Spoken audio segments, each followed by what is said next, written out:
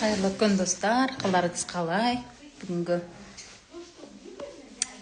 суббота күні мен осындай офисқа келіп, прямой эфир жасауға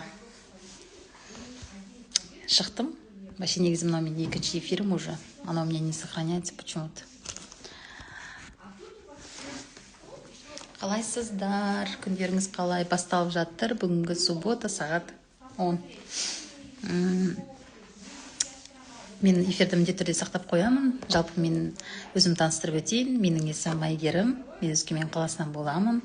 34 жастамын. 3 баланың анасымын. Мамандығым дәрігер, жалпы 10 жыл болды. Медицина саласында жұмыс жасаймын. Бірақ бүгінгі эфир ол жайлы емес. Жалпы Инкрус компаниясында жүргеніме менің 3 жылдай уақыт болды. Онлайн бизнесім жайында сіздерге айтпақшымын. Мен бұған қалай келдім, бұл компанияға қалай келдім, сол жайында.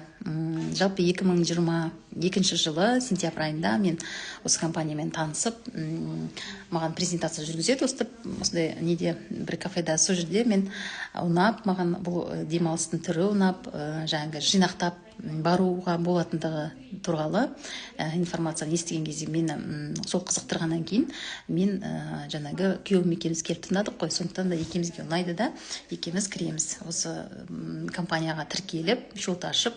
Қазіргі таңда 2025 жылы біздің қалтамызда 8 мемлекет, 2 круиз, алла жазса міне февральдың 16-сында 3-ші круизімізге барамыз.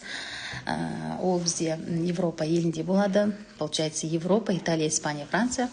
Февральдың 16-сынан 23-не дейін болады. Вот, сол жайында біраз ақпарат берейін деп кеттім. Жалпы мен қазір тура мен офиста отырмын. Мына жерде есік жабық тұр. Бұл жерде бізде презентация болып жатыр. Біздің қыздар осында қонақтармен бірге презентация өткізеді. Мен өзім жалпы данный момент отпускада жүргеннен кейін бір 5-10 минутқа эфирға кіріп, сіздерге жалпы осы менің онлайн бизнесім жайлы бөлісіп кетейін деп, ақпарат айтайын деп кірдім. Сұрақтарыңыз болса маған қойыңыздар. Эфирді міндетті түрде сақтап қоямын.